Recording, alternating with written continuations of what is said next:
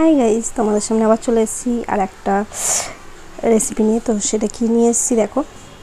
এটা হচ্ছে কি বলো তো, পটলের খোসা। তোমরা সবাই জানো পটলের খোসা অনেকেই বাটা খায়, বাট অনেকে খায় না, অনেকে পারেই না বাটতে, কীরকম করে কি করতে হয় জানেই না। তো আজকে সেটাই আমি তোমাদেরকে দেখাবো। তো বাঙালরা এটা খুব ভালো রান্না পারে, এটা খুব ভালো করতে পারে বাঙালরা। তো আমার মা যেহেতু বাঙাল, তো আর আমার মায়ের কাছে এগুলো দেখা, তো সেই কারণে আমিও পারি। আর বাঙালরা যা যা রান্না পারে না, সত্যি বলতে আমিও কিছুটা পারি, বেশি পারি না, মায়ের মতন অতটা পারি না, বাট আমি পারি।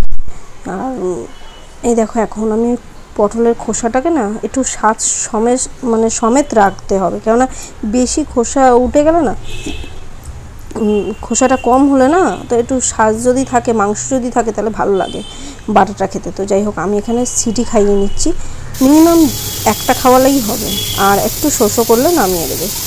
একটা সিটি খাইয়ে আর একটা শোষো, মানে দুটো খাওয়ালেই হবে, দুটো সিটি মারলেই তারপরে নামিয়ে নেবে। নামিয়ে নেওয়ার পর দেখো পুরো পটলটা খোসাটা দেখো সেদ্ধ হয়ে গেছে, তোমাদের দেখাচ্ছি তুলে। দেখো আঙুল দিলেই নখগুলো ঢুকে যাচ্ছে, ভেঙে যাচ্ছে। তো তোমাদের সঙ্গে, তোমরা এটা বাড়িতে করে খাও, খুব ভালো লাগবে, আশা করি ভালো লাগবে। আর এটা আমি জলটা ঝরিয়ে নিতে হবে, এটা তো জল না ঝরিয়ে নিলে হবে না। তো আমার মিক্সিটা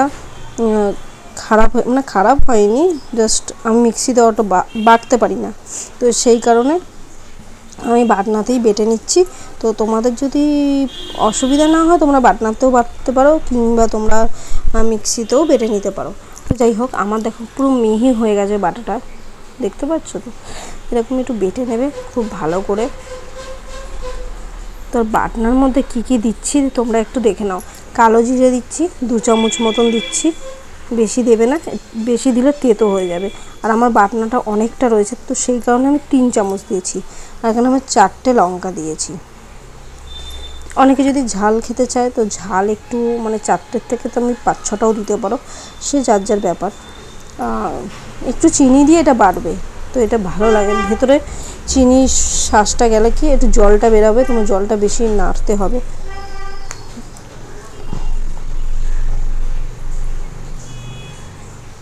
আমার বাটারটা রেডি হয়ে গেছে। এইবার আমি কড়াটা বসিয়ে দিয়েছি, আমি রান্না করতে করতেই বাটাটা করে নিলাম। তো যাই হোক, আর এখানে দেখো কড়াটা বসিয়ে দিয়েছি, একটু সামান্য কালো জিরে দিয়েছি, কালো জিরেটা ওটা বেটেছিলাম, আর এটা দিয়েছি ফোড়নের জন্য। আর দিয়ে দিয়েছি 2-4 কোয়া রসুনের কুচি। এই রসুনটা একটু ছোট ছোট করে কাটবে, আর কেউ যদি পারো ঝিরিঝিরি করে বেটেও নিতে পারো, চেঁচে নিতে পারো, কেউ বেটে নিতে পারো, যার যেটা ব্যাপার। কিন্তু আমি এটা কেটে নিয়েছি, কুচি কুচি করে কেটে নিয়েছি। এইবার আমি এই বাটাটা দেবো।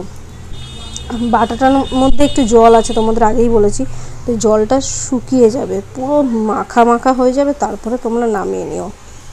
তো আজকে না কথা বলতে আমার খুব কষ্ট হচ্ছে, তো কথায় কিছু কিছু জায়গায় আটকাচ্ছে আমার, জানি না, গলাটা কষ্ট হচ্ছে, শরীরটা খুব খারাপ, তোমরা তো জানোই, তোমাদেরকে বলেছি।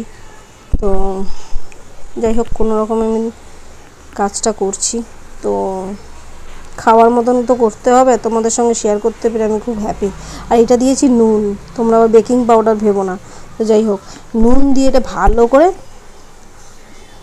কড়াইতেই নেড়ে নেবে, নেড়ে নিয়ে দেবে, পুরো শুকনো হয়ে গেছে। একটু শুকনো করলে ভালো লাগবে, ভাত দিয়ে গরম গরম ভাতে অসাধারণ লাগে। যারা যারা খেয়েছো তারা তো জানো এর স্বাদ কীরকম, আর যারা যারা খাওনি তারা এক্ষুনি গিয়ে ভিডিওটা দেখতে দেখতে তোমরা বানিয়ে নাও ঝটপট করে, আর সঙ্গে গরম গরম ভাতের সঙ্গে শেয়ার করো, নিজের খেতে আরম্ভ করে দাও। ফাটাফাটি।